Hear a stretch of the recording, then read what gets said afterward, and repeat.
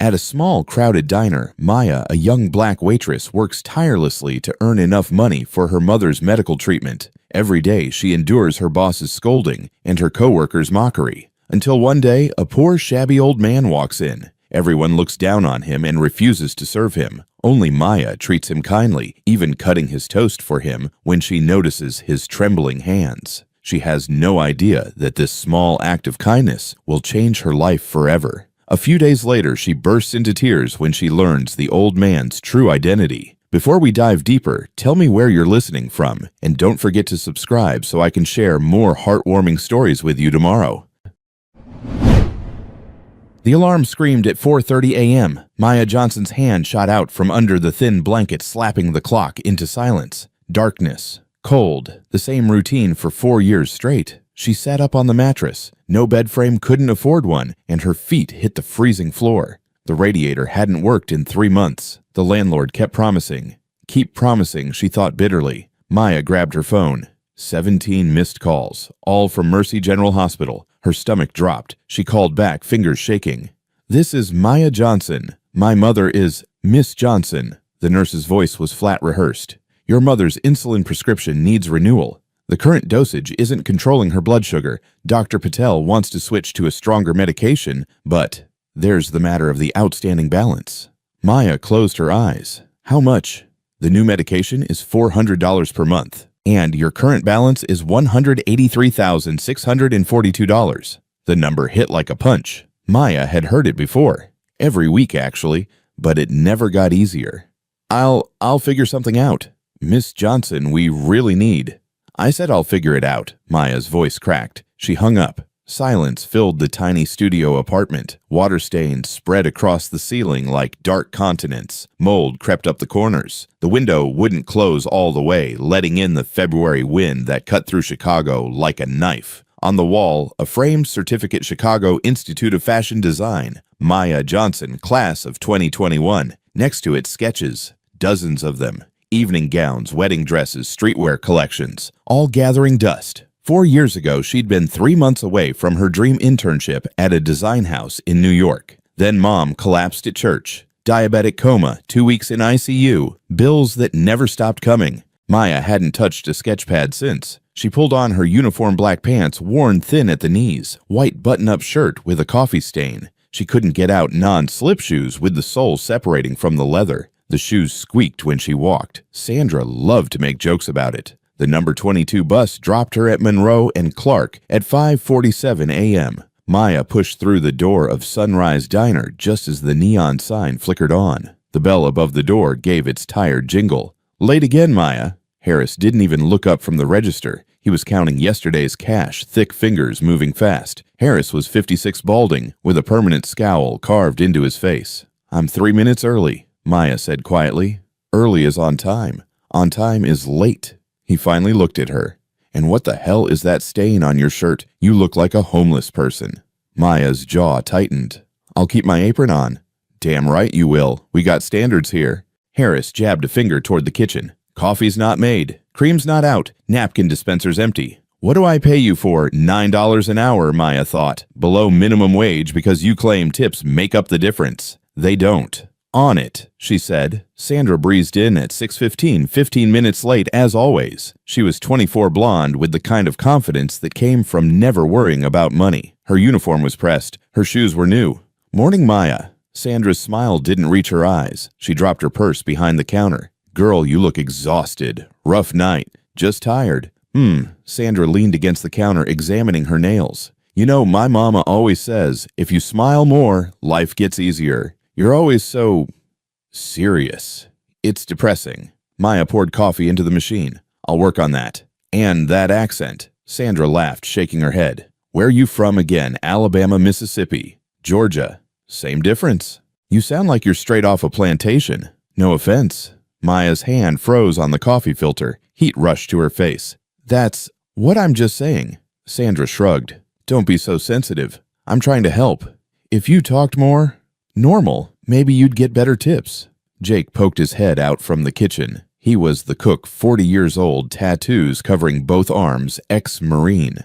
"Sandra, shut up and do your job." Sandra rolled her eyes. "Oh, here we go. Jake the hero. I mean it. Jake's voice dropped. Leave her alone. Sandra grabbed her order pad and walked away, muttering something under her breath. Jake caught Maya's eye. You good? Maya nodded. She didn't trust her voice. Don't listen to her, Jake said. She's miserable, so she makes everyone else miserable. That's how people like her work. I know. And for what it's worth, there's nothing wrong with your voice. Maya managed a small smile. Thanks, Jake. The morning rush hit at 7 a.m. Construction workers' office assistants, lawyers grabbing breakfast before court. Maya moved through the narrow aisles with practiced efficiency, balancing plates, refilling coffee, forcing her face into something resembling friendliness. Table 4, 2 men in business suits. She brought their eggs and toast. Anything else I can get you? One of them looked her up and down. Yeah, a smile. You look miserable. Maya's face went hot. I'll bring your check. Hey, don't get upset. He laughed. I'm just saying. You want a good tip, act like you're happy to be here. She walked away. In the bathroom, she locked herself in a stall and counted to 10. Her hands were shaking. You want a good tip, act like you're happy. God, she was so tired. Tired of pretending. Tired of smiling when customers talked to her like she was stupid. Tired of laughing at jokes that weren't funny. Tired of acting grateful for $3 on a $30 bill. Her phone buzzed. Another text from the hospital. Final notice payment required by March 1st or services will be discontinued. Maya stared at the message. March 1st was in 2 months. She didn't have $400. She didn't have $40. When she came back out, Sandra was at the register whispering to a customer and glancing at Maya.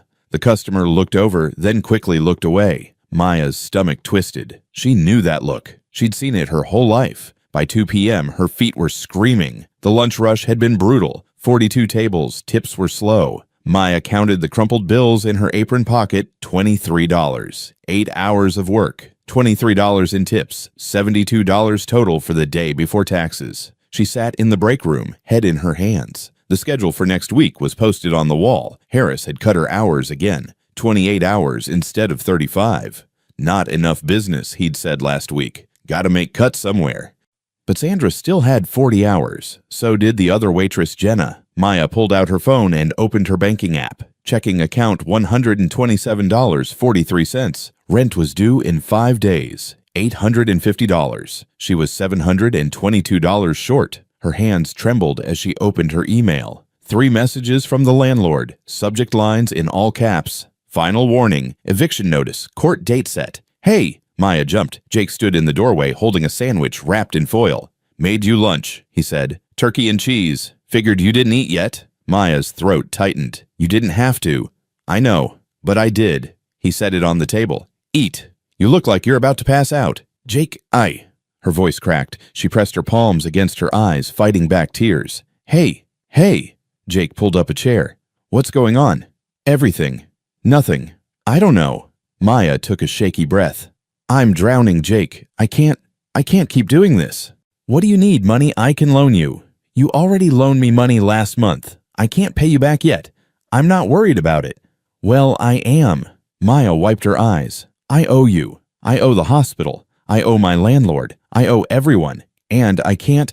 I'm working as hard as I can, and it's not enough. It's never enough. Jake was quiet for a moment. Then he said, You ever think about asking Harris for a raise? Maya laughed bitterly. Are you serious? He'd fire me before he'd give me a raise, then find another job. I've tried. No one's hiring, or they are, but they want experience I don't have or degrees I can't afford. Maya stared at the sandwich. I'm stuck, Jake. This is it. This is my life.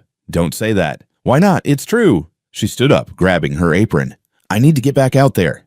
Maya, thanks for the sandwich. She walked out before he could say anything else. At 3 p.m., her shift ended. Maya peeled off her apron and counted her tips one more time. $23. She folded the bills carefully and put them in her pocket. Outside, snow had started to fall. Thick, heavy flakes that stuck to everything. Maya pulled her coat tight, a thrift store find with a broken zipper, and started walking toward the bus stop. Her phone rang. The hospital again. She didn't answer. 2 blocks from the diner, she passed a bank. Through the window, she could see people inside, well-dressed, warm, comfortable, living lives she'd never have. Maya stopped walking. She stood there in the snow watching them. She thought about her sketchbook at home, the designs she'd never finish, the internship she'd never take, the life she'd never live. For the first time in a long time, Maya let herself cry. Not quiet tears, real gut-wrenching sobs that shook her whole body. She stood on the corner of Monroe in state snow falling around her and cried for everything she'd lost and everything she'd never have. A man walking past gave her a strange look and hurried away. Maya wiped her face with her sleeve and kept walking. Tomorrow she'd do it all over again. Monday morning, 7:18 a.m. Maya was refilling the sugar dispensers when the bell above the door chimed. She glanced up out of habit. An old man stood in the doorway. He was tall, or had been once, but age had bent him forward. He wore a faded brown cardigan that had seen better days, the elbows worn thin and shiny. His khaki pants were wrinkled like he'd slept in them. Scuffed brown shoes, no laces. His white hair stuck up in patches. He stood there for a moment blinking against the fluorescent lights, then shuffled toward the back of the diner. Booth 7, the corner booth by the window farthest from the door. He slid into the seat with slow, careful movements. His hands trembled as he placed them flat on the table. "Who's taking 7?" Sandra called from behind the counter. Jenna, the other waitress, looked over and made a face. "Not me. He looks off." "Maya." Sandra's voice dripped with false sweetness. "Your section, honey." Maya grabbed a menu and a glass of water. As she approached, she got a better look at him. His face was a roadmap of deep wrinkles, pale blue eyes that seemed to look through everything, a thin mouth set in a permanent downturn. He smelled faintly of mothballs and old coffee. "Good morning, sir." Maya set the water down with a smile. "My name's Maya. Can I start you with some coffee?" The old man's eyes flicked up to her face for half a second, then back down to the table. He gave the smallest nod. "Cream and sugar." Another tiny nod. "I'll be right back with that." In the kitchen, Harris was barking orders at Jake. "2 scrambles, 1 over easy. Hash browns on 3. "Maya, what are you doing standing there?" "Getting coffee for booth 7. Harris glanced out through the window. "That old guy, great. Just great." "What?" "He was in here last month, sat for 2 hours nursing 1 cup of coffee. Didn't tip. Didn't talk. Just sat there staring out the window like a zombie." Harris pointed at her with a spatula. "Don't waste time on him. Get his order, bring his food, move on." Maya poured the coffee. "Got it. And make sure he pays before he leaves. I don't trust him." When Maya brought the coffee, the old man was staring out the window. His hands were still flat on the table, trembling slightly. "Here you go, sir." She set down the cup and a small pitcher of cream. "Have you had a chance to look at the menu?" Silence. "Sir." His eyes moved to the menu, then back to the window. He raised one shaking hand and pointed at the breakfast special listed on the board. "Eggs and toast." A nod. "How do you like your eggs?" He held up 2 fingers. "Scrambled." A nod. "Perfect. I'll get that right in for you." As Maya turned to leave, she noticed his hands again. The tremor was worse when he tried to pick up the coffee cup. He wrapped both hands around it, lifted it slowly to his lips, and took a careful sip. Something about the concentrated effort, the way he had to focus on such a simple action, made Maya's chest tighten. He or Sandra leaned against the counter, filing her nails. "Breakfast special. Bet you he doesn't tip." Sandra blew on her nails. "Old guys like that never do. They come in here thinking we owe them something just for showing up. It's pathetic." Jenna walked past carrying a tray. "Is he still here? God, he gives me the creeps." "Right." Sandra lowered her voice, but not much. "He's probably homeless. You can tell by the clothes. Probably hasn't showered in a week." "Sandra," Maya started. "What I'm just saying." Sandra looked at her. "You're too nice, Maya. People like that take advantage of people like you." Jake slid the breakfast plate onto the counter. "Order up for 7. Maya grabbed it and headed back. The old man was still staring out the window. Maya set the plate down gently. "Here you are. 2 scrambled eggs, wheat toast, and hash browns. Can I get you anything else?" No response. "Sir." He looked down at the plate, then at the butter knife next to it. His hand reached out, shaking badly, and picked up the knife. He pressed it against the toast. The knife slipped. His hand jerked. The toast slid across the plate. He tried again. Same result. Maya watched him struggle for 3 attempts before she couldn't stand it anymore. "May I?" She reached for the knife. The old man's eyes met hers for the first time. Really met hers. There was something in them, surprise, maybe, or shame. He hesitated, then nodded. Maya picked up the knife and cut the toast into 4 even squares. Not triangles like most people preferred. Squares. Smaller. Easier to manage. "There you go." she said softly. The old man stared at the plate, then at Maya. His thin lips pressed together, and for a moment she thought he might speak. Instead, he gave a single sharp nod. "Enjoy your breakfast, sir." Back at the counter, Sandra was watching with an amused smirk. "Did you just cut his food for him? What is he, 5 years old?" "He needed help," Maya said. "Girl, you are way too sweet for this job." Sandra shook her head. "That's not your responsibility. If he can't cut his own toast, he shouldn't be eating out. His hands shake." "So, not your problem." Maya bit back a response and turned away. Through the window to the kitchen, she could see Jake giving her a thumbs up. The old man ate slowly, methodically. Each piece of toast required the same careful attention. He wrapped both hands around his coffee cup every time he drank. He never looked at Maya again, never said a word. When he finished, he placed exact change on the table, $7.50, and stood up. His movements were stiff, like everything hurt. He shuffled toward the door. "Hey!" Harris called after him. "You gonna leave a tip or what?" The old man didn't turn around. The bell chimed as he left. Harris walked over to booth 7 and scooped up the money. $7.50, exact change, no tip. "Told you, Maya."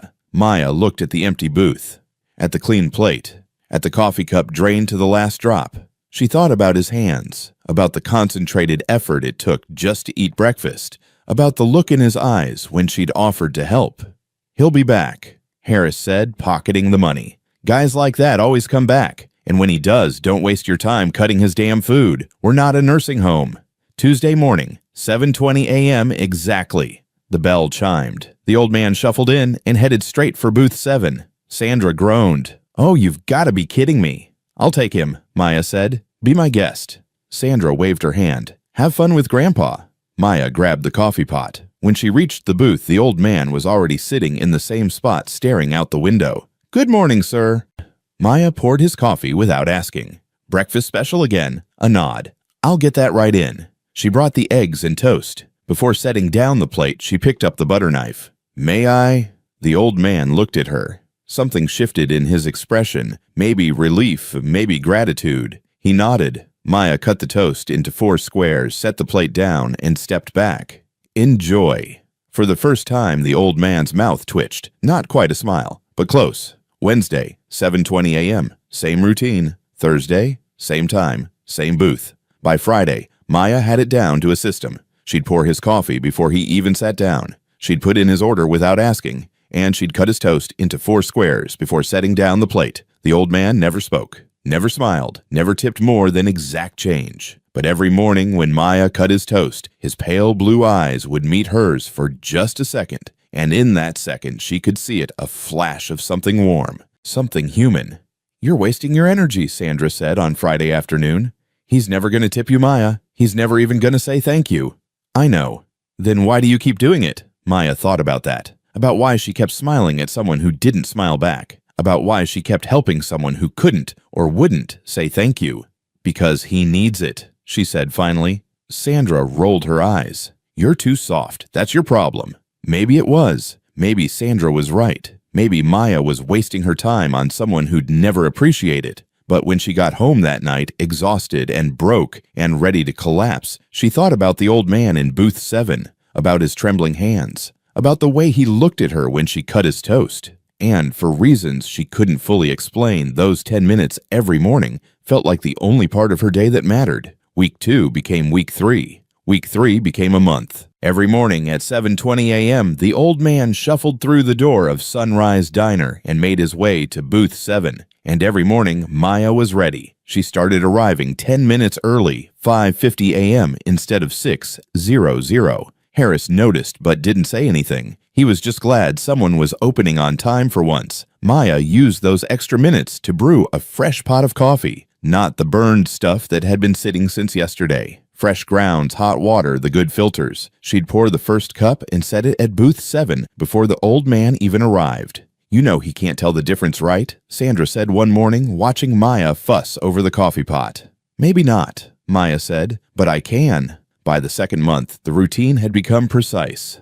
Automatic. 7:18 a.m. fresh coffee brewing. 7:19 a.m. Maya would wipe down booth 7. Not just a quick pass, but a thorough cleaning. She'd refold the napkins into neat triangles and make sure the salt and pepper shakers were full. 7:20 a.m., the bell would chime. The old man would enter. 7:21 a.m., Maya would set down his coffee, black steaming hot, with a small dish of butter on the side. Not the butter from the communal container that everyone else got. A fresh pat on a clean dish. 7:23 a.m. breakfast special would come out. Maya would cut the toast into 4 perfect squares before placing the plate in front of him. The old man never asked for any of this, never indicated he expected it, but Maya did it anyway. And somewhere around week 5, she started talking to him. Morning, Mr. Thomas. She'd learned his name from the credit card receipt he'd left once. Cold out there today. Isn't it supposed to snow again tonight? Silence. My bus was late this morning. Driver said there was an accident on State Street. Hope everyone's okay. The old man chewed his toast slowly, staring out the window. My mama called yesterday. She's doing a little better. Still in the hospital, but the doctors adjusted her medication. They gave us another 60 days before. Maya's voice caught. She cleared her throat. Before they have to make decisions about her care. Nothing. Maya didn't mind. There was something peaceful about talking to someone who wouldn't interrupt, wouldn't judge, wouldn't offer unwanted advice. Mr. Thomas just listened, or at least he didn't actively ignore her. I used to draw, she said one morning, wiping down the table next to his. Fashion designs, wedding dresses mostly. I had this whole portfolio. Was going to take it to New York, show it to the big houses. She laughed softly. Seems like a lifetime ago now. For the first time, Mr. Thomas turned his head. Not much, just a slight movement, but his eyes found hers for a moment before returning to the window. Maya's breath caught. Anyway, let me know if you need anything else. The money situation hadn't gotten better. Week 3, Maya's landlord had threatened eviction. She'd scraped together enough for half the rent by borrowing from Jake $400 he'd given her without hesitation, waving away her protests about paying him back. Just get it to me when you can, he'd said. Your mama needs you. That's what matters. Maya had cried in the bathroom after that conversation. The hospital had agreed to a 60-day extension after she'd paid $500 down money she'd gotten by selling her laptop, her nice winter coat, and the gold bracelet her grandmother had given her. It hurt. God, it hurt. But her mother was alive, and that was what counted. She still owed $183,000. The number haunted her dreams. But every morning at 7:20, when Mr. Thomas shuffled through that door, Maya pushed the fear down and smiled. Because for 10 minutes, she could pretend the world wasn't crushing her. Month 2 brought the first real change. Maya set down his coffee one Tuesday morning. Good morning, Mr. Thomas. He looked up, met her eyes, and gave a deliberate nod. Not the vague half nod she'd gotten before. A real acknowledgement. You're welcome, Maya said, smiling. From the counter, Sandra snorted. Oh my God, did he just nod at you? That's so sad, Maya. That's the highlight of your day. Leave her alone, Jenna said, surprising everyone, even Sandra. What, I'm just being mean. You're being mean. Jenna didn't look up from the coffee she was pouring. Let her be nice to the old man. It's not hurting anybody. Sandra's mouth fell open, then snapped shut. She grabbed her order pad and stalked off. Jake leaned out from the kitchen. Everything okay out there? Fine, Maya called back. Jake gave her a thumbs up and disappeared back into the kitchen. A minute later, he slid an extra piece of bacon onto Mr. Thomas's plate, his quiet way of showing support. Maya caught his eye through the window and mouthed, "Thank you." Jake just winked. By month 3, the small changes accumulated. Mr. Thomas started looking at her when she approached, not just glancing, actually looking. His pale blue eyes would track her movement across the diner. One morning in late April, Maya set down his plate and turned to leave. "Thank you." The words were so quiet, Maya almost missed them. She spun around. Mr. Thomas was looking down at his plate, but his lips had moved. She was sure of it. Did you? Maya's voice came out as a whisper. Did you just say something? The old man picked up his fork, but the corner of his mouth twitched. Maya felt warmth spread through her chest. You're welcome, Mr. Thomas. The tips changed too. For 3 months, he'd left exact change, $7.50. Never a penny more. Then one morning in April, Maya cleared his plate and found $8 on the table. 50 cents. 50 cents extra. Hey, Harris, Sandra called out, laughing. Maya's boyfriend finally gave her a tip. 50 whole cents. Better put that toward your retirement fund, girl. Maya ignored her. She picked up the quarters carefully like they were made of gold and slipped them into her apron pocket. That 50 cents felt more valuable than the $20 bills other customers sometimes left, because it meant something. It meant Mr. Thomas saw her, appreciated her, cared enough to give what little he had. Jake caught her eye from the kitchen and smiled. He understood. He always did. But not everyone was happy about the ritual. "I don't get it," Harris said one afternoon, arms crossed, as he watched Maya wipe down booth 7 for the 3rd time that week. "You spend more time on that old man than any paying customer. What's the point?" "He is a paying customer." "Barely. And he's taking up valuable real estate." Harris gestured at the booth. "That's a 4-top. I could fit a family there. Instead, it's just him nursing 1 cup of coffee for an hour. He's not bothering anyone." "He's bothering me." Harris narrowed his eyes. "Don't get too attached, Maya. Guys like that don't stick around. One day he'll stop coming, and you'll have wasted all this energy for nothing." Maya kept wiping. "Maybe, but until then, I'm going to keep doing what I'm doing." Harris threw up his hands. "Fine. Waste your time. But don't come crying to me when he croaks and you realize you got nothing to show for it. And don't expect any big tips from him. Old man like that is probably living on Social Security. He's got nothing." The worst came from Sandra. By month 3, Sandra had developed an entire routine around mocking Maya's relationship with Mr. Thomas. She'd imitate Maya's voice when she greeted him. She'd make exaggerated bowing motions whenever Maya walked past with his coffee. She'd loudly announce, "The Queen is serving her king," whenever Maya approached booth 7. One morning, Sandra took it too far. Maya was at booth 7 refilling Mr. Thomas's coffee when Sandra walked past carrying a tray. "You know, Mr. Thomas," Sandra said loud enough for half the diner to hear, "you're so lucky to have Maya. She treats you better than she treats herself. It's almost sad, really, like she's got nothing else going on in her life." Maya's hand froze on the coffee pot. Mr. Thomas looked up at Sandra. His pale blue eyes went hard. "What?" Sandra laughed. "I'm just stating facts. Maya's got this whole savior complex thing going on. It's sweet, but kind of pathetic." "Sandra." Maya's voice was low. "Stop. I'm trying to help you. You're wasting your time on someone who can't even hold a conversation. What are you getting out of this 50-cent tips?" The diner had gone quiet. Other customers were staring. Maya set down the coffee pot. Her hands were shaking. "You don't know what you're talking about, don't I? You come in early. You stay late. You fuss over this old man like he's royalty. For what? He doesn't even thank you most of the time. He thanked me today. Oh, wow. 1 thank you in 3 months. What an accomplishment." Maya's throat tightened. Heat rushed to her face. She wanted to scream, to defend herself, to explain that those 10 minutes with Mr. Thomas were the only part of her day that felt real, that felt like it mattered. "That's enough." The voice was rough, gravelly, barely above a whisper, but it came from Mr. Thomas. Everyone turned. The old man was looking directly at Sandra, his expression thunderous. "She's kind," he said slowly, each word an effort. "You are not." Sandra's face went red. "Excuse me." Mr. Thomas didn't repeat himself. He picked up his fork and went back to his eggs. Sandra stood there, mouth opening and closing like a fish. Then she spun around and marched to the back. The diner stayed quiet for another beat. Then conversation slowly resumed. Maya couldn't move, couldn't breathe. Mr. Thomas had spoken. For her. To defend her. From the kitchen window, Jake was grinning and giving her 2 thumbs up. Maya looked down at Mr. Thomas. He was focused on his plate, but his hands were steadier than usual.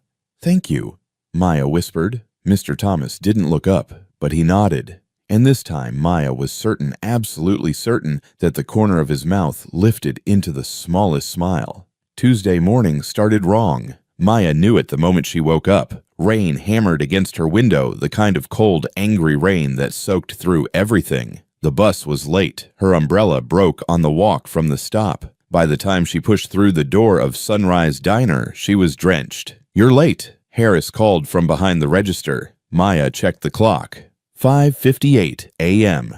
"I'm 2 minutes early." "Doesn't matter. You look like a drowned rat. Go dry off before customers see you." She didn't have time. She had to get Mr. Thomas's coffee ready. Maya rushed through her routine, fresh pot brewing booth 7, wiped down napkins folded. She kept glancing at the clock. 7:15, 7:18, 7:19. At 7:20, she poured the coffee and set it at booth 7. The bell didn't chime.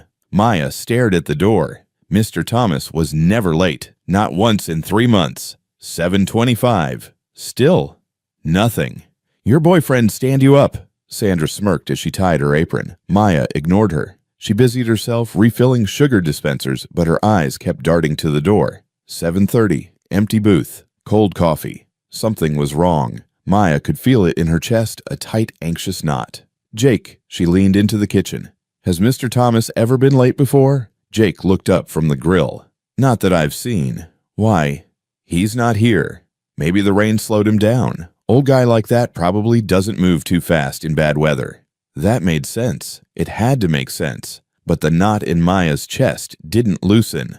7:45. The breakfast rush started. Maya moved through her section on autopilot, taking orders, delivering food, refilling coffee. But every few seconds, her eyes went to the door. Nothing. 8:00. The rain got worse. Wind rattled the windows. Customers shook off umbrellas and complained about the weather. Maya's hands trembled as she poured coffee for table 3. Mr. Thomas should have been here 40 minutes ago.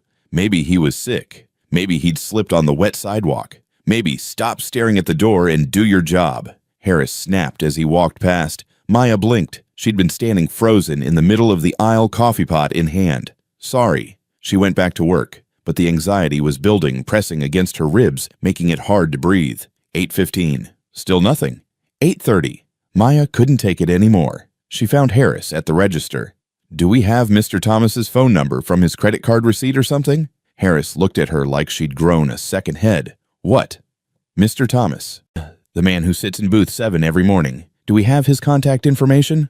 Why the hell would we have that? I don't know.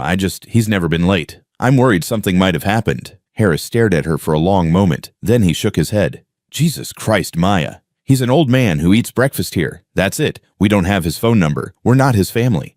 I know, but nothing. He probably woke up and decided he didn't feel like coming out in the rain. It happens. Let it go. Maya's throat tightened. Can't we? No, we can't.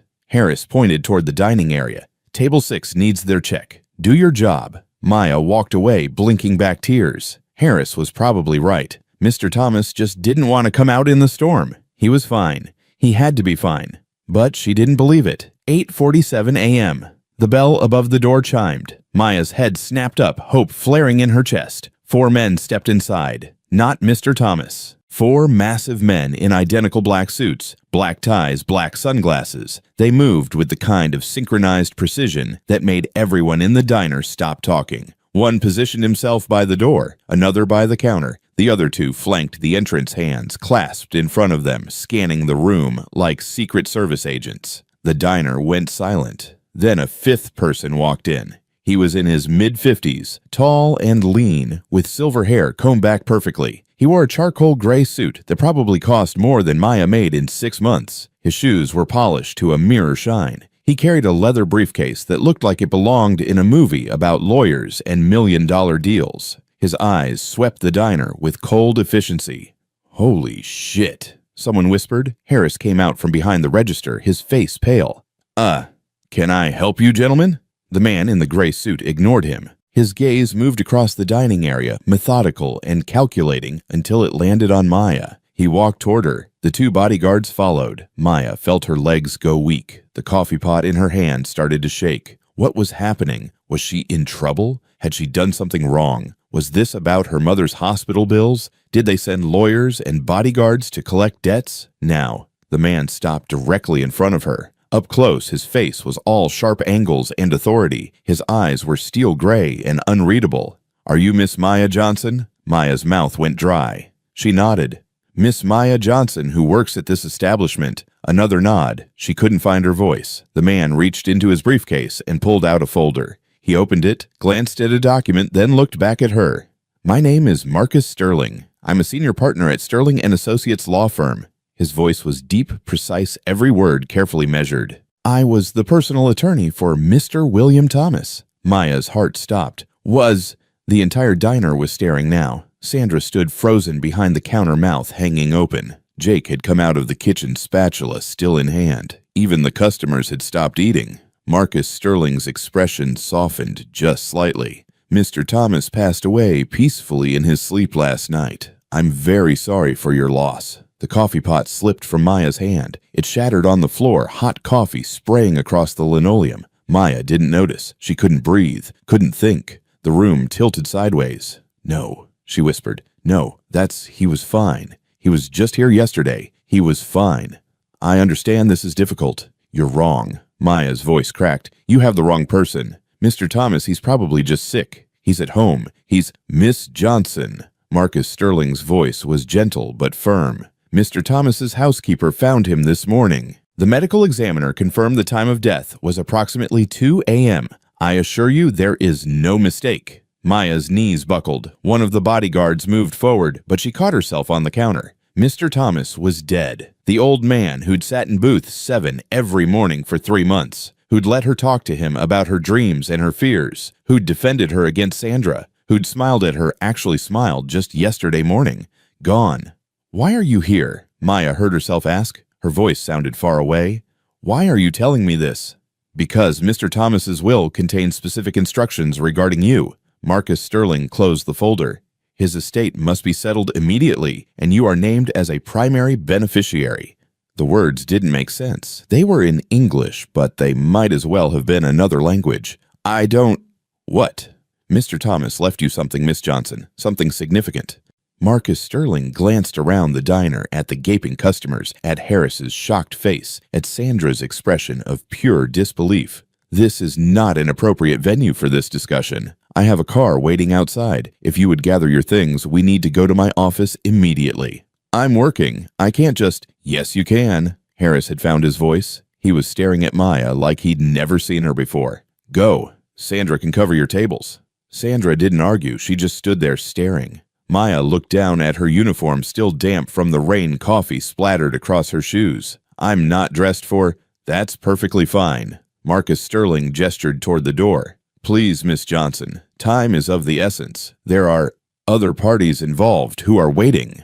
One of the bodyguards stepped forward and opened the door. Through the rain-streaked window, Maya could see a black town car idling at the curb. It looked like something diplomats drove, something from a completely different world. She looked back at booth 7, at the cold cup of coffee still sitting on the table, at the empty seat where Mr. Thomas should have been. Her eyes filled with tears. "Miss Johnson," Marcus Sterling's voice was patient. "We really must go."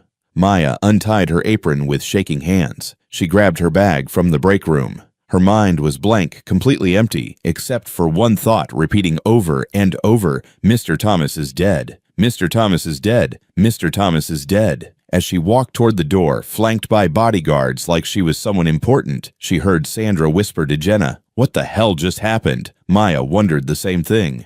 The bodyguard held an umbrella over her head as they walked to the car. Another opened the door. The interior was all leather and wood warm and dry, smelling like money. Marcus Sterling slid in beside her. The door closed with a heavy final thunk. Through the tinted window, Maya could see the diner, could see Harris and Sandra and Jake pressed against the glass, watching her drive away. The car pulled into traffic. Maya sat rigid in the leather seat, hands clenched in her lap, still wearing her coffee-stained uniform. "Where are we going?" she whispered. Marcus Sterling was already opening his briefcase, pulling out more documents. "To read Mr. Thomas's will," he said, "and to change your life." The elevator climbed so fast, Maya's ears popped. She watched the numbers tick upward on the digital display. 25, 30, 35. The elevator was all glass and chrome, so spotless she could see her reflection. Coffee-stained uniform, wet hair plastered to her head, cheap shoes with the sole coming apart. She looked like she'd stumbled into the wrong building.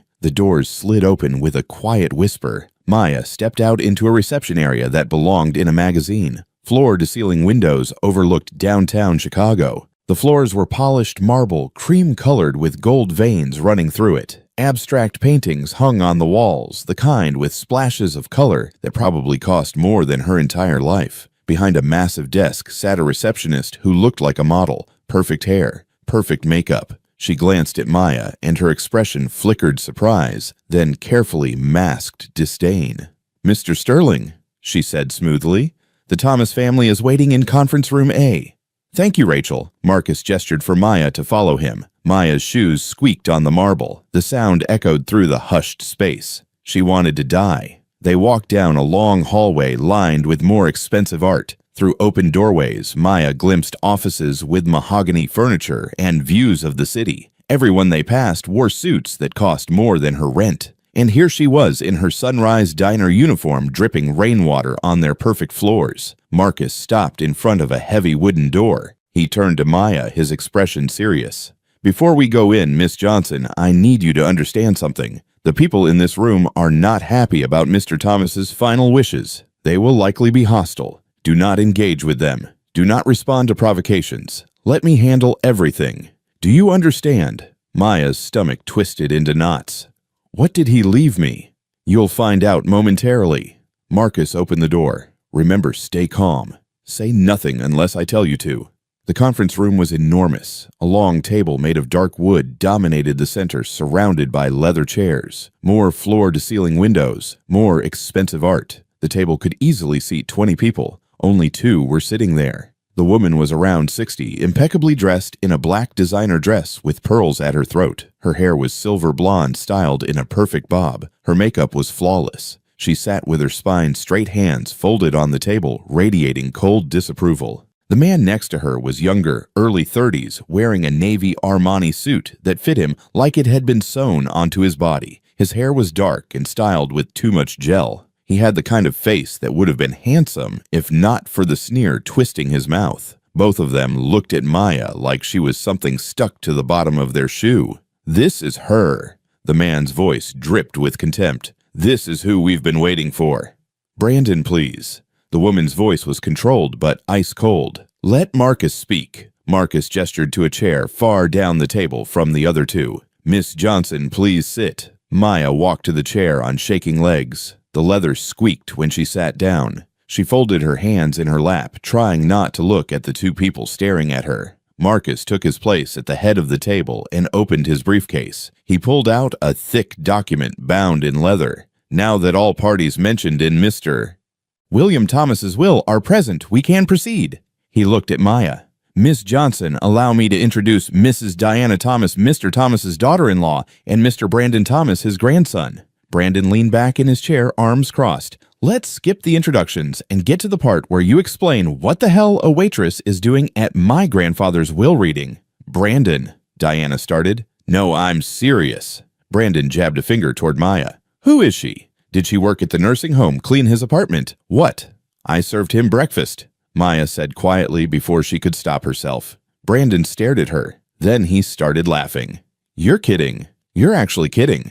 Grandfather left something to a waitress. What did you give him extra bacon?" "Mr. Thomas," Marcus said sharply, "if you cannot conduct yourself appropriately, I will have you removed from this room." Brandon's smile vanished. "You can't do that. I'm family.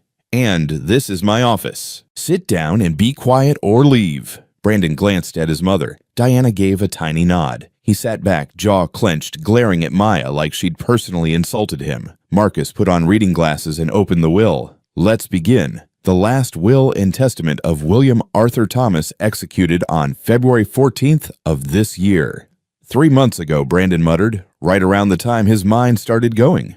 Marcus ignored him. He began reading in a flat professional tone. Most of it was legal language Maya couldn't follow. Words like executor and fiduciary and pursuant to. Her mind kept drifting. Why was she here? What could Mr. Thomas possibly have left her to various charitable organizations as detailed in Appendix C, a sum totaling $2 million?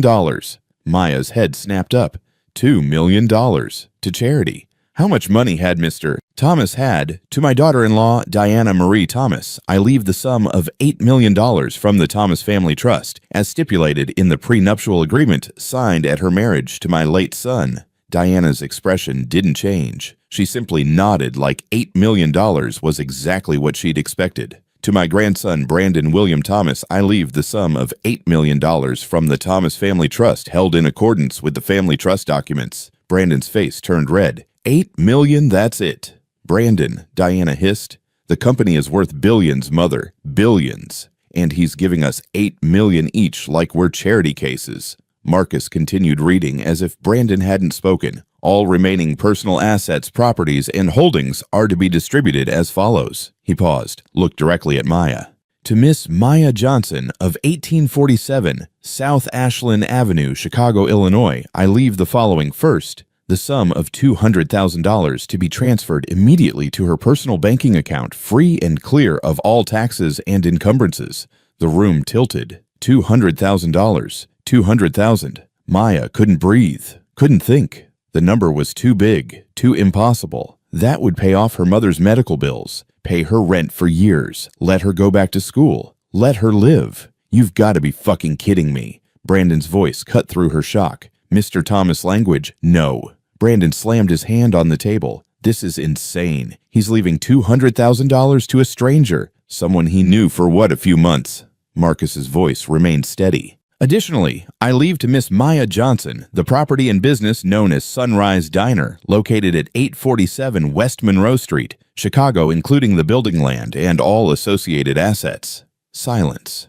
Complete, absolute silence. Maya's ears were ringing. She must have heard wrong. She must have. The property was purchased by Mr. Thomas 7 months ago through a private holding company for $6.5 million.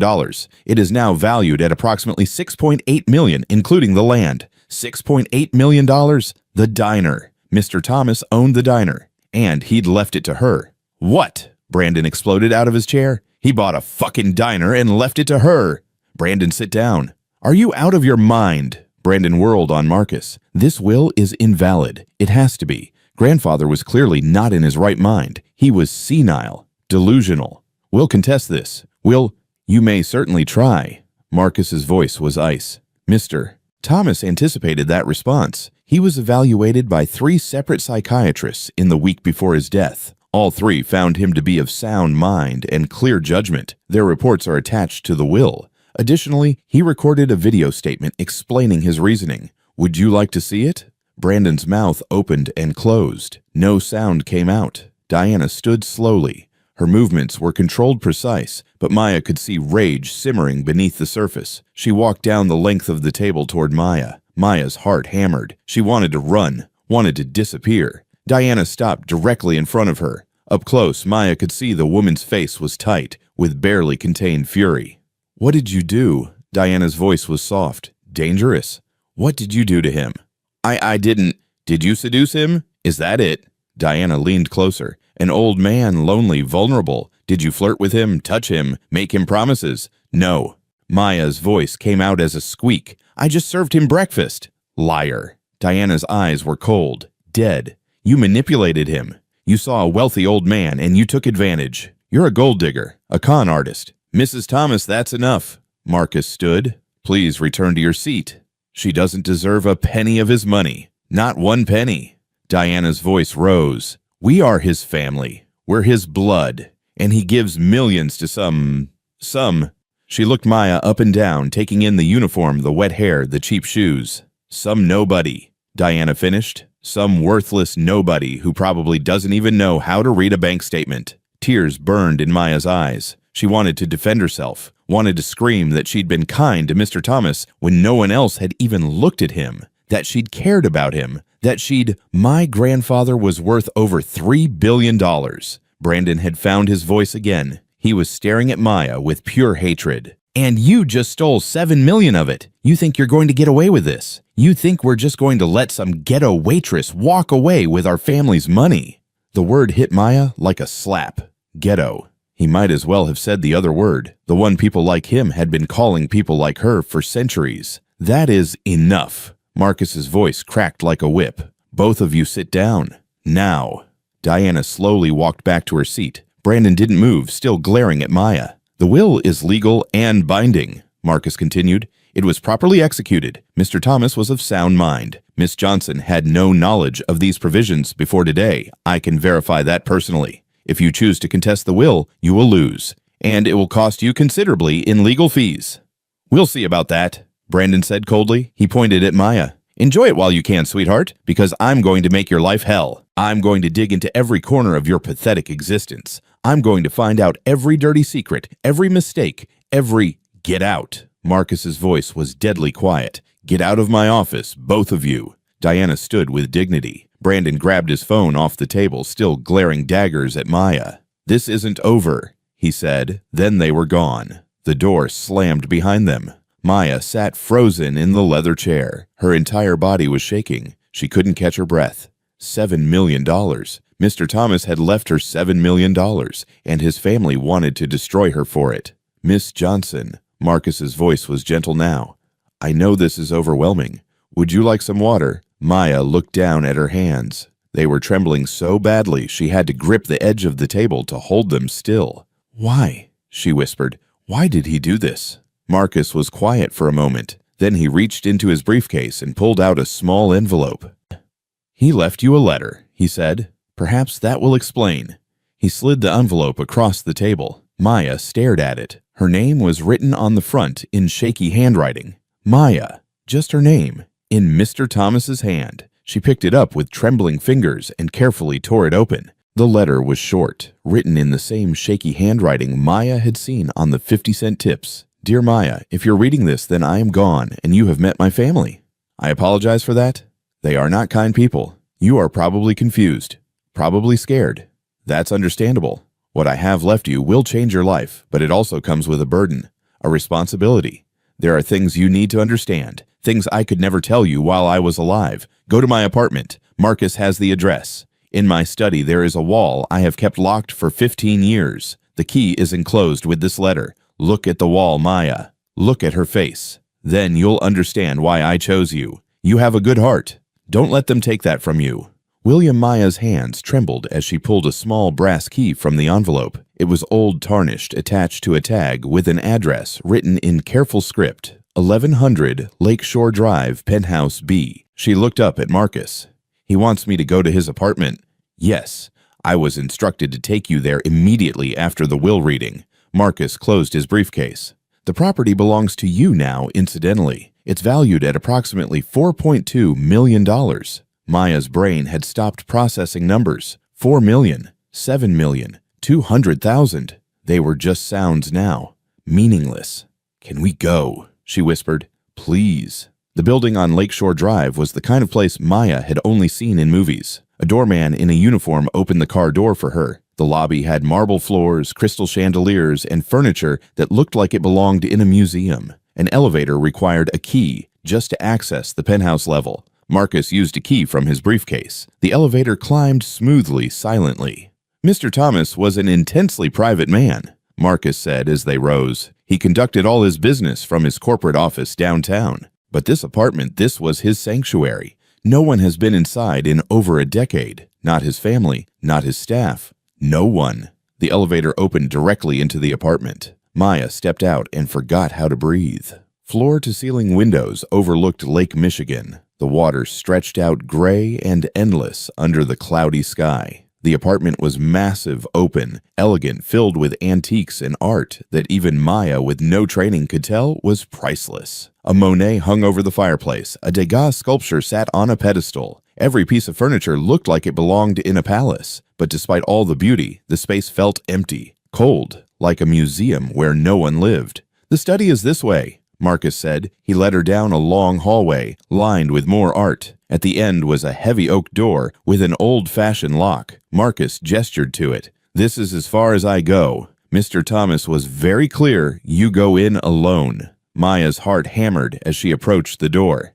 The brass key felt heavy in her hand. She slid it into the lock. It turned with a click that echoed down the hallway. The door swung open. The study was different from the rest of the apartment. Where everything else was pristine and untouched, this room was lived in. A worn leather chair sat by the window. Books were stacked everywhere on shelves on the desk on the floor. The air smelled of old paper and pipe tobacco. But what dominated the room was the wall. The entire back wall, floor to ceiling, was covered in photographs, newspaper clippings, documents, and handwritten notes. Red string connected different pieces, creating a web of connections that looked like something from a detective movie. Maya stepped closer, her breath catching. At the center of the wall was a photograph. A woman, black, beautiful, maybe 30 years old, caught mid-laugh, her head thrown back, joy radiating from her face. She wore a simple dress and an apron, standing in front of a small restaurant. The sign above her head read, Grace's Place. Maya's hand went to her mouth. The woman looked like her.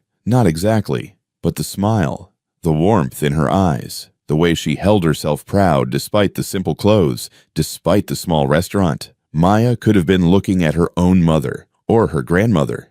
Pinned next to the photograph was a yellowed newspaper clipping from 1985. New restaurant brings soul food to Lincoln Park. Grace Williams, 28, opened Grace's Place last month, serving traditional Southern cooking with a modern twist. I want people to feel at home, Williams said, like they're sitting at their mama's table. Maya's eyes moved across the wall, following the web of connections. More photographs of Grace. Grace cooking. Grace serving customers. Grace standing with a tall white man in a suit, young handsome, looking at her like she was the only person in the world. William Thomas. There were love letters, dozens of them, written in William's careful handwriting. My dearest Grace, I don't care what they say. I don't care what they think. You are the only real thing in my life. Next to the letters were other documents, legal papers, a marriage certificate, but not to Grace, to Diana Blackwell, dated 1984. A handwritten note in William's shaky writing, the worst mistake of my life. Maya kept reading, piecing together the story from the fragments on the wall. William and Grace had met in 1982. He was 26, heir to a manufacturing fortune. She was 25, a line cook at a restaurant downtown.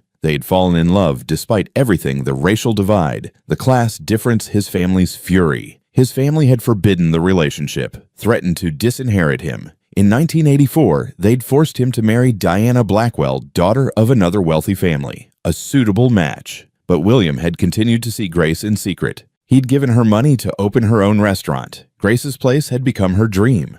A small, warm restaurant serving soul food to working-class families. Then came the newspaper clipping that made Maya's blood run cold. Local restaurant owner killed in car accident. Grace Williams, 41, owner of Grace's Place, died Tuesday night when her car was struck by a drunk driver on Lake Shore Drive. She was pronounced dead at the scene. Williams is survived by... The date was October 15, 1998, 27 years ago. Pinned next to the article was a photograph of William at a funeral. He looked destroyed, hollow, a ghost. Below it, in William's handwriting, I should have fought for her. I should have been brave enough to choose her. I failed her. Maya's vision blurred with tears. She moved along the wall, following William's life after Grace's death, his son's death in 2005, his growing distance from Diana and Brandon, his gradual withdrawal from the world. Then at the far end of the wall were recent photographs of Maya. Her heart stopped. They weren't creepy or invasive, just candid shots probably taken from across the street. Maya walking into Sunrise Diner. Maya serving customers. Maya sitting on the steps outside during her break, drawing in a sketchbook she'd brought one day.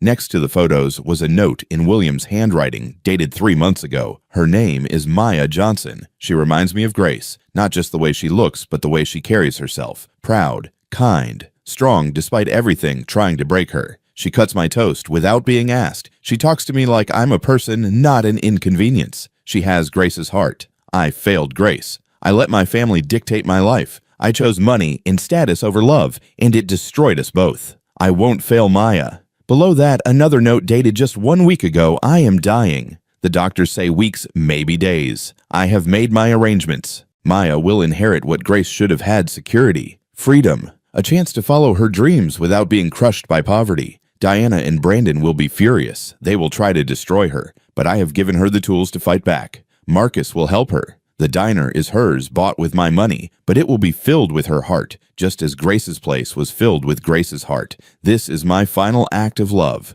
Not for Maya, we barely know each other, but for Grace, for the woman I loved and failed, for the life we should have had. Maya sank to the floor sobbing. She understood now, all of it. William hadn't left her money because she'd been kind to a lonely old man. He'd left her money because she was Grace, or as close to Grace as he could find. A black woman with dreams and dignity crushed under the weight of a system designed to keep her down. He'd given her what he should have given Grace 30 years ago: freedom, security, a chance. And now Maya carried the weight of that gift, the weight of Grace's unlived life, the weight of William's guilt and regret, the weight of a love story that had ended in tragedy, and a second chance he was giving to a stranger because he couldn't give it to the woman he'd loved.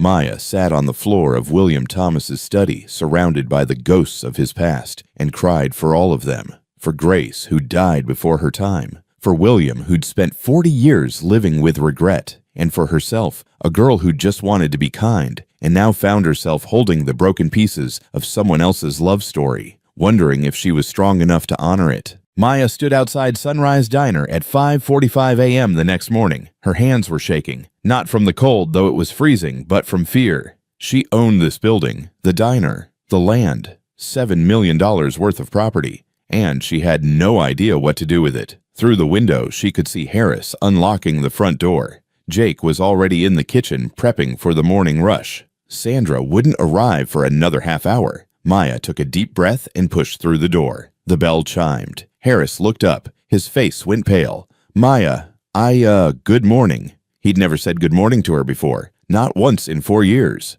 Morning, Harris. Maya's voice came out steadier than she felt. She untied her coat and hung it on the hook by the door. Her coat, her hook, her diner. The thought made her dizzy. Listen, Harris cleared his throat. He looked like he might be sick. I need to talk to you about what happened yesterday. Okay. I sold the diner 8 months ago. Some company AP Holdings or something. They offered me $2 million, way more than this place is worth. He gestured around the worn-out diner. I thought they were going to tear it down, build condos or something. They kept me on as manager, kept everything the same. I had no idea I didn't know Mr. Thomas owned it. I swear. Maya nodded slowly. Marcus had explained this part. William had bought the diner through a shell company specifically so no one would know. It's okay, Harris. And now you, Harris swallowed hard, you own it, which means you own my contract, which means you're technically my boss. He looked like the words physically hurt to say. I guess so. So are you going to fire me? The question hung in the air. Maya could see real fear in Harris's eyes. He had a wife, 3 kids, a mortgage. She'd heard him on the phone enough times to know his life wasn't easy either. No, Maya said. I'm not firing you. Harris's shoulders sagged with relief. Thank you. Jesus. Thank you. But things are going to change around here. His expression shifted, guarded now. What kind of changes? Before Maya could answer, Jake came out of the kitchen. He stopped when he saw her wiping his hands on his apron. Maya. His voice was careful. You okay? I'm fine. So it's true. You inherited... Yeah. Maya's throat tightened. It's true. Jake studied her face. Then he nodded. All right, what do you need from me? The simple question, no judgment, no jealousy, just support, almost made Maya cry. I need you to keep cooking, she said. Same as always. Can you do that? Of course I can. Jake smiled. You're still the same Maya who showed up here yesterday. Money doesn't change that. If only that were true. Sandra arrived at 6:15 late as usual. She stopped dead when she saw Maya behind the counter going through receipts with Harris. Oh. Sandra's voice was cold. You're back. I work here, Maya said. Do you own here? Sandra grabbed her apron, tying it with sharp, angry movements. Must be nice. Serving coffee for a few months and suddenly, you're a millionaire. Sandra, what did you do, Maya, seriously? What did you do to that old man to make him leave you everything? The accusation hit like a slap. Maya felt heat rise to her face. I didn't do anything. Right. A random waitress inherits $7 million because she was nice. That's what we're supposed to believe. I cut his toast, Maya said, her voice shaking. I talked to him. I treated him like a human being. That's it.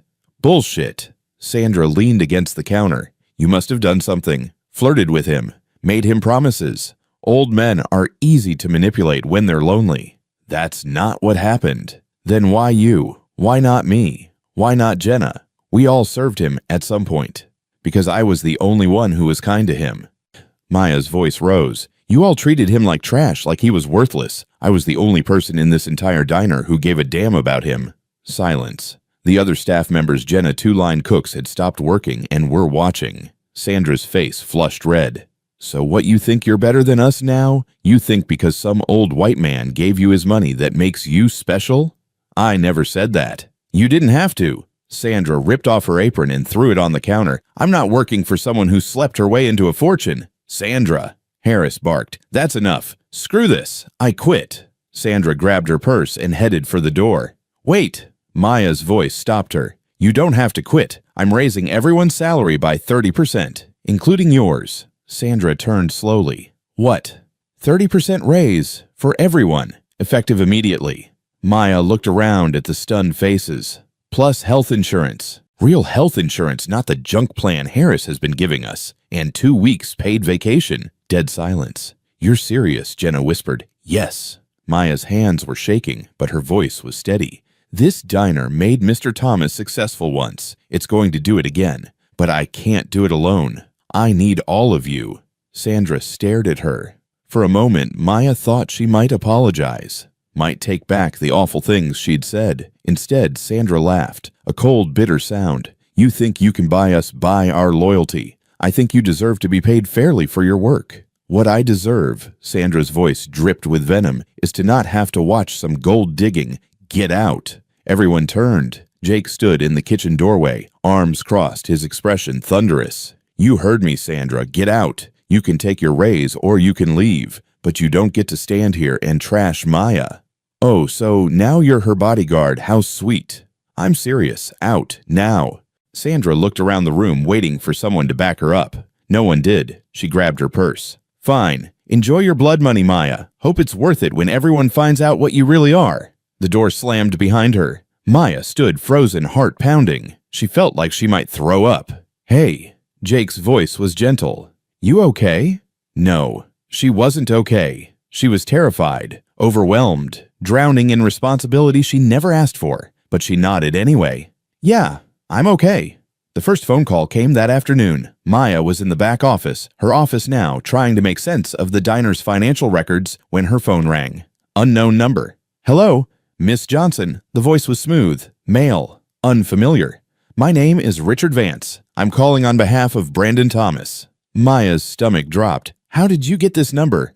Mr. Thomas would like to speak with you about reaching a settlement regarding his grandfather's estate. A settlement? Mr.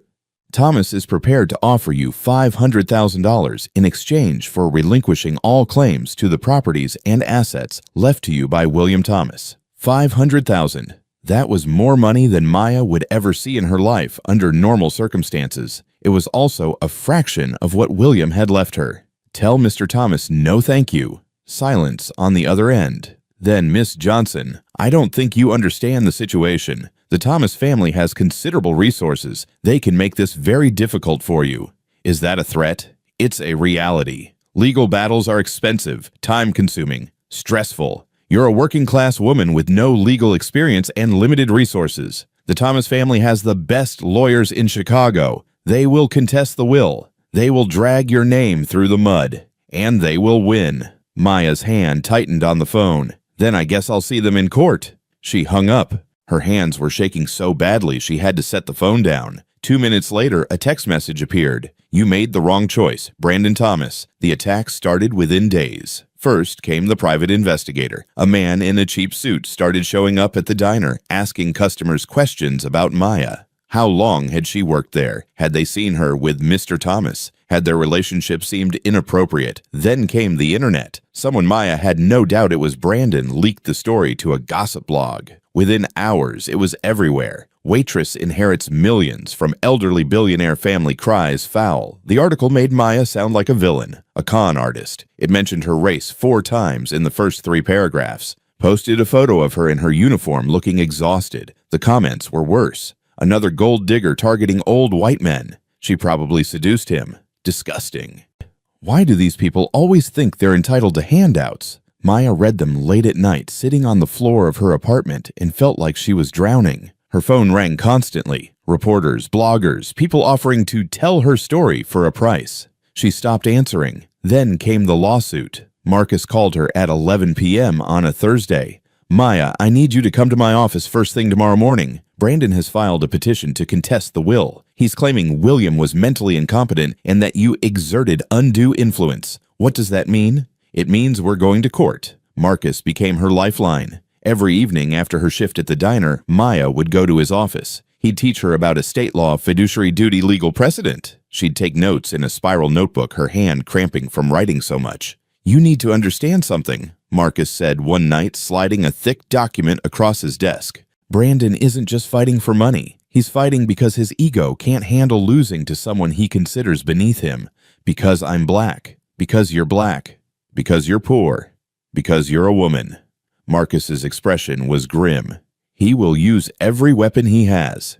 He'll try to paint you as a manipulator, a seductress, a con artist. You need to be prepared. Maya looked at the document, Brandon's legal filing. It was over 100 pages of accusations, claims that she'd isolated William, that she'd manipulated him, that she'd taken advantage of his deteriorating mental state. All lies, but lies that sounded convincing on paper. "Can we win?" Maya whispered. "Yes. William prepared for this. He had psychiatric evaluations. He recorded video testimony. He documented everything." Marcus leaned forward. "But it's going to be brutal, Maya. They're going to attack your character, dig into your past, make you look as bad as possible. Are you ready for that?" No. She wasn't ready. She'd never be ready. But she thought about Grace, about the woman who'd lost everything because the man she loved wasn't brave enough to fight for her. She thought about William, about his regret, his guilt, his final gift to a stranger because he couldn't give it to the woman he'd loved. And she thought about Booth 7, about quiet mornings, about cutting toast into 4 squares, about 10 minutes of simple human kindness that had somehow led to this moment. "I'm ready," Maya said. She wasn't, but she would be, because she wasn't just fighting for herself anymore. She was fighting for Grace, for William, for everyone who'd ever been told they weren't good enough, weren't worth enough, didn't belong. And she refused to lose. The press conference was held at the Chicago Athletic Association Hotel. Brandon stood at a podium wearing a perfectly tailored black suit, his mother Diana beside him in mourning attire. Maya watched it live on her phone from the diner's back office. Her hands were shaking so badly she could barely hold the device. "My grandfather was a brilliant man," Brandon said, his voice breaking with practiced emotion. "A man who built an empire from nothing. A man who provided for his family for generations." He paused, wiping his eyes. The cameras flashed. "But in his final years, my grandfather was vulnerable, lonely. His mind was deteriorating, and someone took advantage of that." Brandon's expression hardened. He looked directly into the camera. "Maya Johnson is a waitress who served my grandfather breakfast a few times. Somehow, in the span of 3 months, she manipulated him into leaving her over $7 million. She isolated him from his family. She preyed on his loneliness, and she stole our inheritance." The reporters erupted with questions. Brandon held up his hand. "We have evidence, doctor. Philip Morrison, a clinical psychologist, has reviewed my grandfather's behavior in his final months." Brandon gestured to a gray-haired man standing nearby. "Doctor, would you share your findings?" The psychologist stepped forward, adjusting his glasses. "Based on documented behavior patterns, Mr. Thomas exhibited signs of cognitive decline consistent with early dementia. Social isolation, sudden changes in routine, inability to recognize family members, all classic symptoms. He recognized me every single day," Maya whispered to the phone screen, but no one could hear her. "In my professional opinion," the psychologist continued, "Mr. Thomas was not of sound mind when he executed his final will. He was vulnerable to manipulation by individuals seeking financial gain." Diana stepped forward, dabbing her eyes with a handkerchief. "My father-in-law was a proud man. He would never have wanted this. That woman," her voice trembled, "she took advantage of him. She deserves to be prosecuted." The screen cut to a news anchor. "Brandon Thomas has filed a lawsuit seeking to overturn his grandfather's will, citing elder abuse and undue influence. More on this story as it develops." Maya's phone buzzed with a text from Marcus. "Don't respond, don't say anything, let me handle this." But it was too late. The damage was done. Within hours, Maya's face was everywhere. Not the professional headshot she didn't have. The photo they used was from her shift at the diner, hair messy, uniform wrinkled, looking exhausted. Someone had circled her in red, added arrows, made her look guilty before she'd even been charged with anything. The hashtag #GoldDiggerMaya started trending. Maya made the mistake of reading the comments. "She looks exactly like the type to prey on old men. Why are we surprised this is what they do? She probably spread her legs, and he was too senile to know better. Ghetto trash trying to steal from a good family." Maya sat on her bathroom floor, scrolling through hundreds of comments, each one worse than the last. Her vision blurred with tears. They didn't know her, didn't know anything about her, but they'd already decided she was guilty. Because she was black, because she was poor, because the story fit a narrative they wanted to believe. The next morning, Maya found graffiti spray-painted across her apartment door in huge red letters, "Gold Digger." Her neighbor, an older white woman Maya had always smiled at, walked past without making eye contact. "Excuse me," Maya called after her. "Did you see who did this?" The woman paused, looked at Maya with cold eyes. "Maybe you should have thought about the consequences before you stole from that family." She walked away. Maya stood in the hallway staring at the words and felt something break inside her. The diner suffered too. Customer traffic dropped by more than half. The regulars still came, construction workers who'd known Maya for years, office workers who liked Jake's cooking. But the new customers, the ones who'd seen the news, stayed away. Or worse, they came specifically to harass her. A woman in her 50s walked in one morning, made eye contact with Maya, and spat on the floor. Disgusting. Then she walked out. Jake came out from the kitchen, his face dark with anger. Want me to ban her? From where? Maya's voice was hollow. We need every customer we can get. The diner's revenue had dropped 60%. Maya was burning through her inheritance just keeping the lights on and paying staff. Harris pulled her aside one afternoon. Maya, I know this isn't what you want to hear, but maybe you should consider settling. Take Brandon's offer, walk away. That's what he wants. Yeah, well, he's winning. Harris gestured at the empty diner. We can't survive like this, and neither can you. That night, Maya sat in her apartment, the graffiti still on her door, and called Marcus. I can't do this anymore. Maya. No, listen. I can't. Every day it gets worse. People hate me. They think I'm a monster. The diner's dying. My life is falling apart. Her voice cracked. Maybe I should just give it back. All of it. Let Brandon have it. Let this be over. Marcus was quiet for a long moment. Is that really what you want? I don't know what I want anymore. I just want it to stop. Maya, if you give up now, Brandon wins. And more than that, William's sacrifice means nothing. Grace's memory means nothing. Maybe it was a mistake. Maybe William was wrong about me. He wasn't wrong. Marcus's voice was firm. I've been a lawyer for 30 years. I've seen thousands of people. William Thomas was many things, but he was never wrong about character. He saw something in you worth fighting for. Don't prove him wrong now. After Marcus hung up, Maya sat in the dark holding the letter William had left her. You have a good heart. Don't let them take that from you. She read it over and over until the words blurred. The turning point came from an unexpected place. Jake called a press conference of his own. No fancy hotel. Just the diner during off hours with a handful of local reporters. My name is Jake Martinez. I've worked at Sunrise Diner for 12 years. He stood behind the counter, arms crossed, looking directly at the cameras. I've seen a lot of waitresses come and go. Most of them are nice enough, do their job, go home. Nothing wrong with that. He paused. But Maya Johnson is different. Jake pulled out his phone and showed a photo. This is from 8 months ago. I was short on rent. My kid needed medicine. I was going to lose everything. Maya gave me $400. That was her rent money, her grocery money. She gave it to me anyway. He showed another photo. This is Mr. Thomas. Every morning for 3 months, Maya served him breakfast. She didn't know he was rich. Hell, we all thought he was probably homeless. But she treated him with more respect and kindness than anyone else in that diner. Not because she wanted something, because that's who she is. Jake's voice grew harder. Brandon Thomas and his lawyers are calling Maya a gold digger, a manipulator. They're lying. I was there. I saw everything. And I'm telling you right now, Maya Johnson is the most decent person I've ever met. If she's a criminal, then I don't want to live in a world where kindness is a crime. The video went viral within hours. Then came the letters, dozens of them, from customers Maya had served over the years. From the construction foreman she'd remembered liked his coffee extra hot. From the single mother she'd once slipped extra food to when money was tight. From people she barely remembered, but who remembered her. Maya Johnson is a good person. She deserves this inheritance. The Thomas family should be ashamed. A local journalist wrote a piece titled, "Black Woman's Kindness on Trial, The Case of Maya Johnson." It went viral, shared hundreds of thousands of times. The narrative was shifting. Not everywhere, not with everyone, but enough. Enough that when Maya walked into the diner the next morning, there was a line of customers waiting. People who'd come specifically to support her, to buy breakfast, to leave generous tips. "We're with you," one woman said, squeezing Maya's hand. "Don't let them win." Maya cried in the bathroom for 10 minutes, but this time they were different tears. And then Marcus called with the final weapon. William recorded a video testimony 3 days before he died. "I'm releasing it tomorrow." Marcus's voice was calm. "Brandon's going to hate this." What does it say?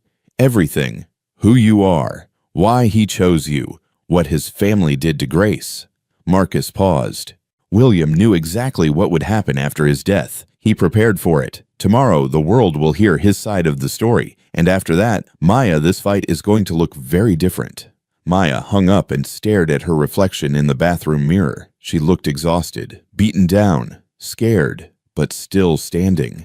"Don't let them take that from you," she whispered to herself. Tomorrow, William would speak one last time, and the world would finally understand. Again, Maya stood in front of the mirror in Marcus's conference room, hands shaking notes scattered on the table behind her. I can't. Marcus, I can't do this." "Yes, you can." Marcus's voice was firm but kind. "From the top, you walk to the podium, you look at the board members, and you speak." Again.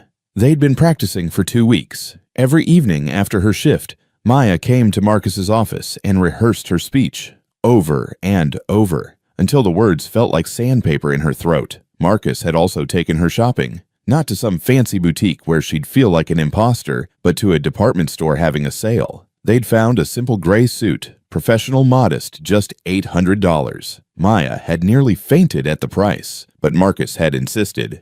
"You're going into a room full of people who think you don't belong there," he'd said. "You need to look like you do." Now, the morning of the shareholder meeting, Maya stood in that suit and felt like she was wearing a costume. "What if I forget everything? What if I freeze?" Marcus handed her a folder. "You won't. And if you do, everything you need is in here. The history of Thomas Global, the board member profiles, the financial records showing Brandon's debts, and William's video testimony." Maya clutched the folder like a life raft. "What if they don't believe me?" "Then we lose." Marcus met her eyes. "But I don't think we will, because you have something Brandon doesn't. You have the truth." The Thomas Global building was a steel and glass tower in the heart of the financial district. Maya stood on the sidewalk staring up at it, her stomach churning. Inside that building were 500 people, investors, board members, journalists, all of them waiting to watch her fail. "Ready?" Marcus offered his arm. "No." But Maya took it anyway. They rode the elevator to the 40th floor. The doors opened to reveal a massive auditorium-style conference room. Rows of seats descended toward a stage with a long table. Behind it, a huge screen for presentations. The room was already packed. Maya felt every eye turn toward her as she walked down the aisle. Whispers followed her like a wave. "That's her. She looks so young."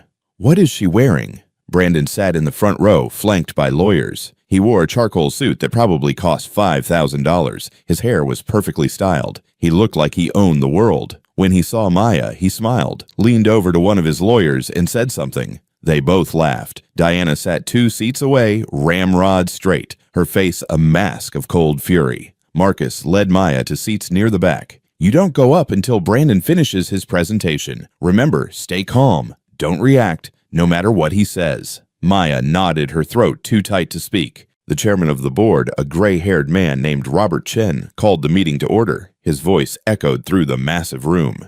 "Today we address the petition filed by Brandon Thomas to contest the will of William Thomas and to call for new leadership of Thomas Global. Mr. Thomas, you have the floor." Brandon stood, buttoning his suit jacket. He walked to the podium with the confidence of someone who'd never been told no in his life. "Thank you, Mr. Chairman, members of the board, shareholders, ladies and gentlemen." Brandon's voice was smooth, practiced. "I'm here today because my family's legacy is under attack." He clicked a remote. The screen behind him lit up with a photo of William Old Frail staring vacantly at the camera. "This is my grandfather 3 months before his death. As you can see, he was not well. He'd stopped attending board meetings, stopped seeing family. He'd isolated himself completely."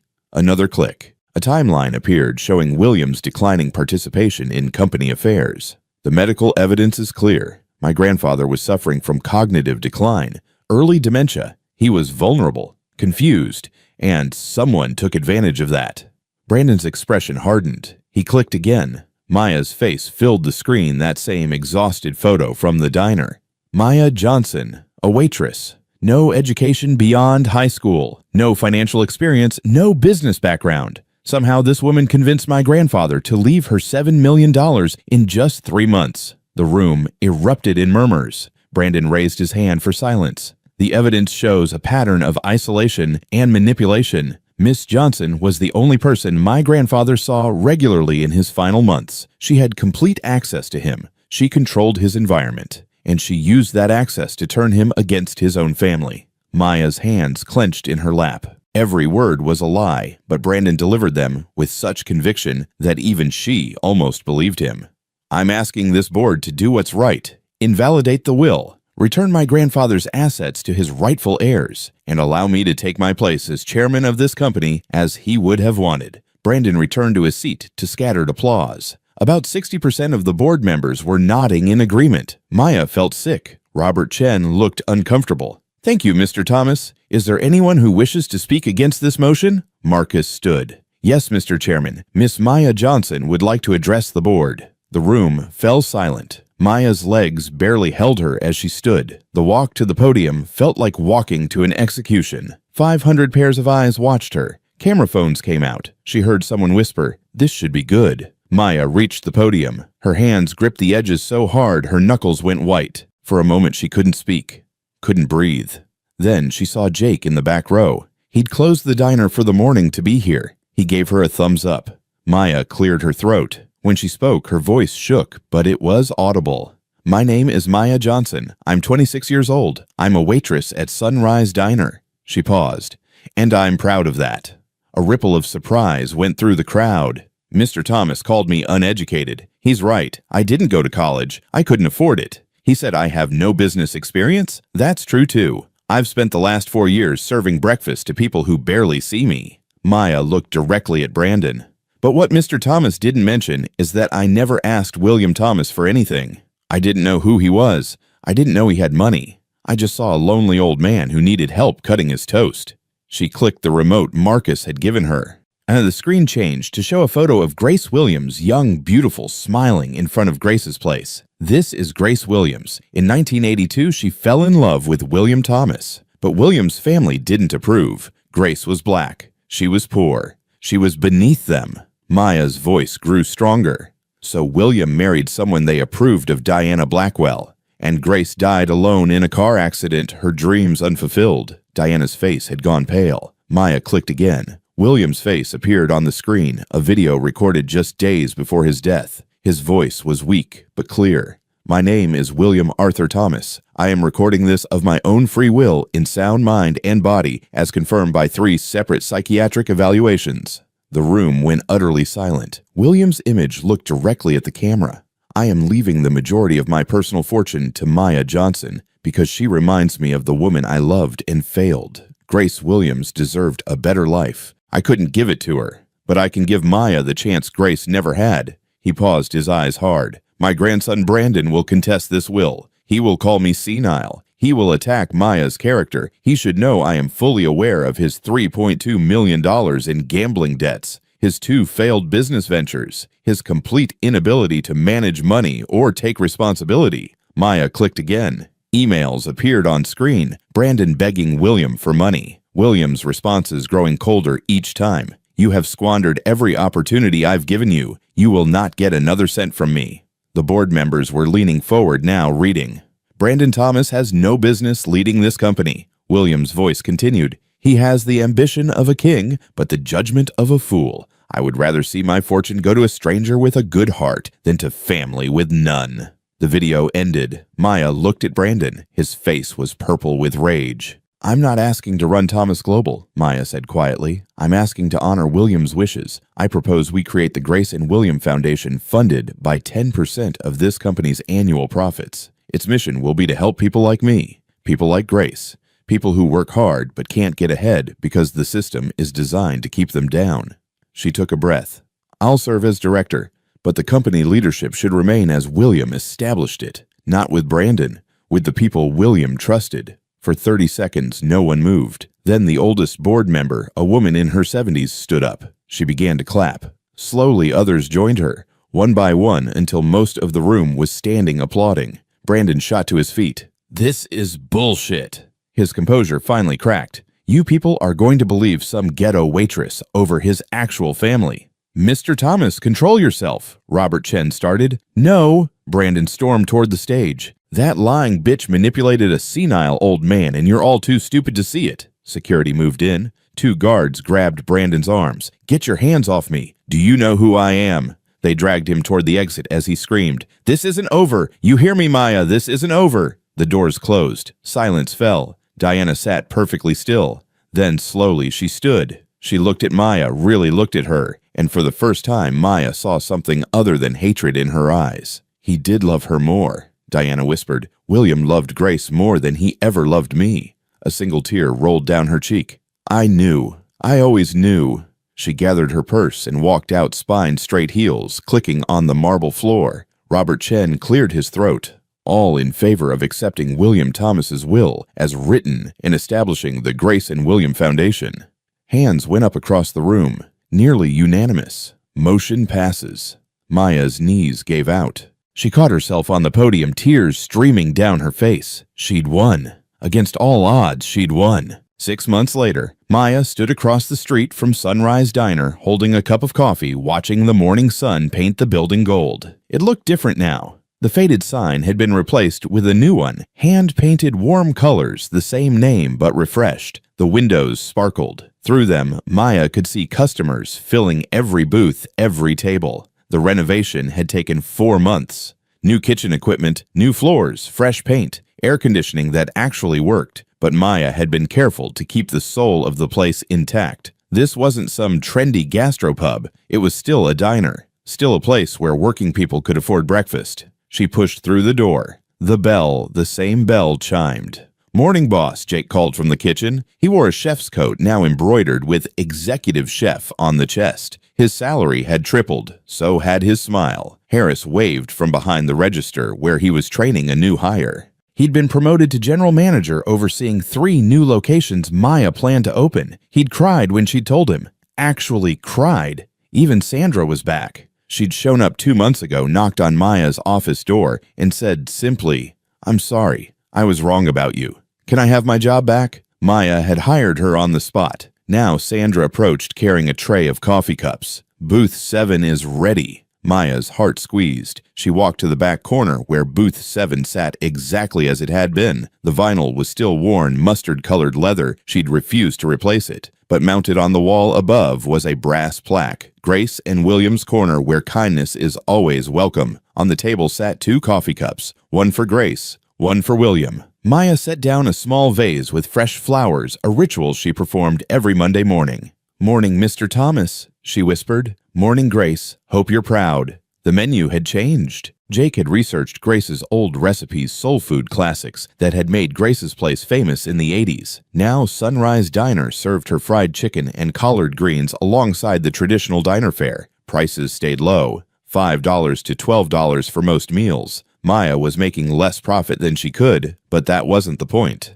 William had bought this diner because it reminded him of Grace's dream, a place where people could eat well without emptying their wallets. Maya was determined to honor that. The staff had full health insurance now, profit sharing, 2 weeks paid vacation, maternity leave, everything Maya had never had when she was drowning in debt. You're going to go broke treating us this well, Harris had joked. Then I'll go broke, Maya had replied, but at least I'll sleep at night. The Grace and William Foundation had launched 3 months ago. The initial funding was $50 million, 10% of Thomas Global's annual profits, just as Maya had proposed. The board had been skeptical at first, but the publicity from the trial had actually boosted the company's stock price. Consumers loved the story. Ethical billionaire honors true love, sold well.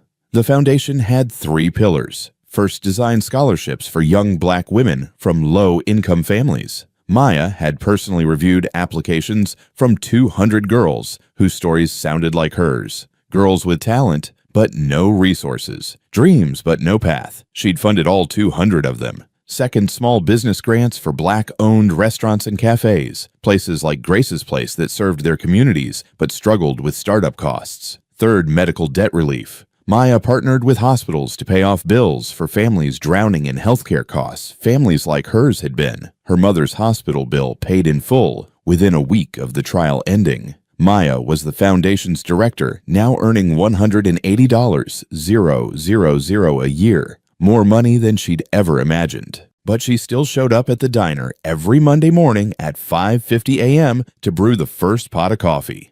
You don't have to do this anymore, Jake had told her. You're running a $50 million foundation. You could hire someone else to work the floor. I don't want someone else, Maya had said. This is where it started. This is where I remember who I am. Her apartment was different now, too. She'd moved her mother out of the nursing home into a beautiful 2-bedroom on the north side. Her mother cried every day for a week, unable to believe they'd never have to worry about money again. Maya had gone back to school. 3 nights a week, she attended design classes at the Art Institute of Chicago. Her portfolio was growing sketches of evening gowns, wedding dresses, everyday wear that made women feel beautiful. Last month, she'd held her first exhibition, Grace's Dream. 30 wedding dress designs, each named after a woman who'd influenced her life. The centerpiece was called Grace, a simple, elegant dress that honored the woman who'd started it all. A buyer from a major bridal house had offered her a contract. Maya was considering it. Brandon's story ended less happily. The evidence Maya had presented, his gambling debts, his failed businesses, his emails begging William for money, had triggered a deeper investigation. Prosecutors discovered he'd been embezzling from Thomas Global for years, hiding the theft through shell companies. He was convicted of fraud and sentenced to 3 years in prison, reduced to probation, after he agreed to repay what he'd stolen. Diana had surprised everyone. 2 months after the trial, she'd written Maya a letter. "Dear Maya, I spent 40 years married to a man who loved someone else. I knew it. I pretended I didn't, but I knew. Grace was everything I wasn't, warm, genuine, kind. William looked at her the way he never looked at me. I was angry at you because you reminded him of her, because you had what I never could, his respect. I'm sorry for how I treated you. You didn't deserve it. Grace didn't deserve it. And William didn't deserve to spend his life in regret. I'm donating $500,000 to your foundation. It's the least I can do." Diana. One morning, Diana showed up at the diner. She didn't make a scene, just walked in, sat at booth 7, and stared at the plaque on the wall. Maya brought her coffee. Diana looked up, eyes red. "I drove past Grace's place once, years ago. I saw them together through the window. She was laughing. He was looking at her like she was the sun." Maya said nothing, just set down the coffee. Diana's voice broke. "I never made him happy. Not once in 40 years. Maya reached across the table and squeezed Diana's hand, just for a moment. Then she went back to work, leaving Diana to sit with her ghosts. But the most important change was booth 7 itself. Every Monday at 7:20 a.m., Maya reserved it for the elderly and lonely. Free breakfast, free coffee, and 10 minutes of genuine conversation. An older veteran named Frank came every week now. Maya learned he'd served in Vietnam and hadn't spoken to his kids in 20 years. She helped him find them. They reconciled last month. A woman named Dorothy, whose husband had died, came every Tuesday. She just wanted someone to listen while she talked about him.